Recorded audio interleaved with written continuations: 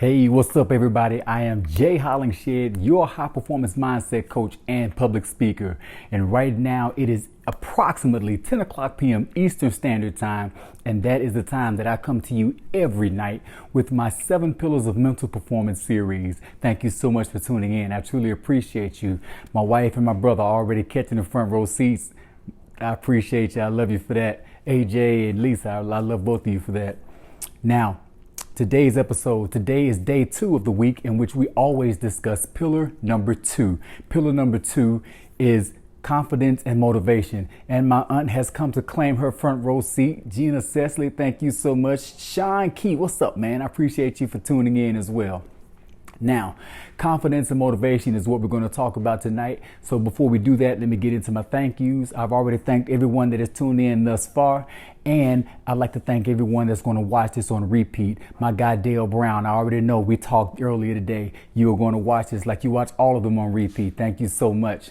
And those that want to watch this episode in its entirety, along with any other episode I've done, feel free to go to my YouTube channel, Jay Hollingshed on YouTube.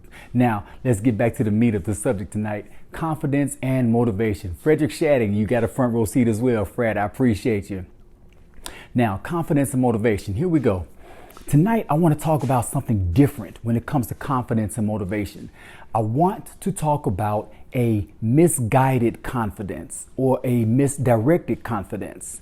Now, the definition of confidence itself is a belief in your ability. A belief in your ability. Now, from my professional experience and coaching and talking with others, Big Frank, firefighter number 1, I appreciate you for tuning in on this Confidence and Motivation Monday. Now, from my experience in talking with people and coaching people, there is something I'm noticing as a misguided or misdirected confidence that comes from, well, I'm going to give it what I call a definition of that is a belief in someone else's or something else ability that goes against your own. A belief in someone or something else's or something else ability that goes against your own ability. Now, back to the definition of confidence, a belief in your own ability. Misguided or misdirected confidence is a belief in something or someone else's confidence going against your own. Here's why I say that. Now let's talk about competition. No matter what arena you are in, you can be an athlete, you can be an entrepreneur, you can be an executive. My firefighters that tune in, you know what I'm talking about. You can have competition among firefighters. Now, what a lot of competition do, this is a habitual thing and it is proven to work. Competition always go out and they scout their competition. They like to see what their competition is up to, what their competition is studying, what they are doing, what they are made of, because you're going to face your competition sooner or later. Even myself as a public speaker, if I am on the same ticket as somebody else with 3 or 4 other speakers, then I am actually going to do my research on those other speakers to find out who they are, what they talk about, where they are, get their information from. Rod Hughes, I appreciate you for tuning in, brother, on this Confidence and Motivation Monday. I got some good stuff for you. Now, I do my due diligence as a public speaker. If I'm on the same ticket with somebody else, I'm definitely going to look them up, find out what they do, what they talk about, how they talk about, their level of audience engagement, what the audience is saying about them, because I want to come with a different perspective. I want to be unique, genuine, and fresh, and I want to make sure that I am not coming on the same level as my competition. So that's what that is. People always gauge their competition according to what their abilities are. So they gauge them according to their own level of confidence. Who else we got tuning in? Diane, what's that? Streebuck? Nope. Streepchuck. If I pronounced that right, give me a thumbs up. If I didn't, I do apologize. I give you a bow. Now, our level of confidence is one thing that we have to keep in check, especially when we are actually assessing someone else's confidence. Now, what we do when we are assessing our level of confidence and when it comes to a misguided confidence or a misdirected confidence, I see a lot of teams go out and scout. a lot of people go out and scout other people. They scout their competition.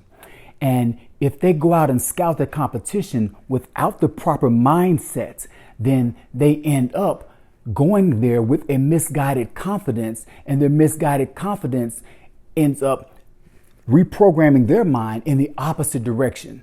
It programs their mind against their own abilities. Here's how that works. Just recently, my wife and I, we spent one of our Friday night date nights. We went to see a high school basketball competition. Now, mind you, it was in the hood.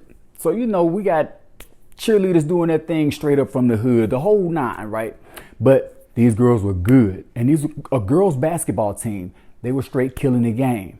So I'm assessing the crowd, looking at everything, and I noticed there's a group of about maybe 10 or 12 tall white girls, all dressed alike in their varsity jackets and whatnot. And they got pen and paper and they are scouting. They are assessing.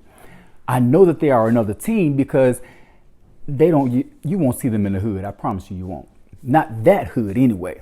But they were assessing, they were scouting. And when they were scouting, they were writing down everything, checking out the competition.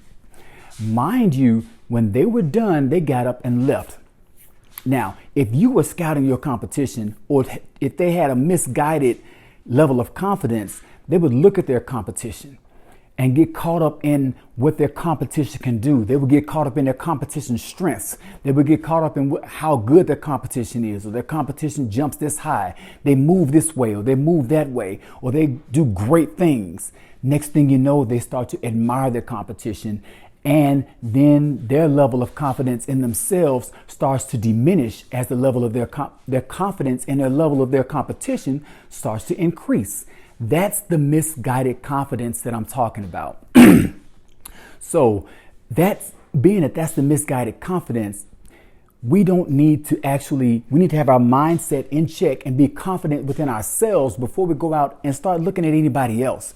First of all, we shouldn't be looking at anybody else, but if we have to, or if we're in a position to compare ourselves to someone else, make sure you get your mind right first, your level of confidence. Motivate yourself before you go out and do that. Build yourself up. If you don't, you will have a misguided level of confidence that will take you against your own confidence. So when you do go out and face that competition, the only thing that's going to be on your mind is your level of misguided confidence. Now, what I want to go into as I close this is how we go about assessing ourselves. Now, when we have a level of confidence is built actually on the level of energy we put into what we are looking at, what we are focusing on. It's been said a million times, where our focus goes, our energy flows. Now, so if we are focusing on our competition, our energy is going toward our competition. And where our energy goes, that's what we put our value in. So my question to you, from me as a coach to you, how much time do you spend looking in the mirror and valuing what you see? How much time do you spend looking in the mirror, pouring energy into what you see or who you see? You as a person, you as what you are growing to be or aspiring to be. Because like I said, where your energy goes, where your focus goes, your energy flows. Where your energy flows, that's where your level of confidence is building. Because when you look at something and you study it and you repeat it over and over, you study it, you have more confidence in that. So the more you study yourself and you pour into yourself, pour energy into yourself, you're adding value to yourself. So not just looking in the mirror and seeing what you want to be and pouring energy into what's in the mirror, but how many times have you closed your eyes and looked in your mind's eye and see what your purpose is, your gift is, what God has for you? And how many times have you poured energy into that, energy into what you see? So your value in what you see should grow. Your level of confidence in what you see in yourself should grow. And when that grows, you grow as a person. When you go out in confidence, your confidence will be one hell of a motivating factor. So that's all I have for today, is to be careful of your misguided confidence. When you're looking at somebody else, make sure you are confident within yourself before you put your eyes elsewhere. That's That's all that I have. I got to thank a few more people that tuned in. Patrick Steinberg, Superman, I see you. I see George Bowtie Thomas. Thank you so much, man. I appreciate you. Somebody else, Dwayne Thomas. What's up, Pastor? I appreciate you for tuning in. And I think that's everybody else that I just saw. But as always, if you want more information on what I do and how you can grow your level of confidence and motivation, feel free to go to my website or inbox me right here on this platform, jhollingshed.com or speaktojay.com, speaktojay.com.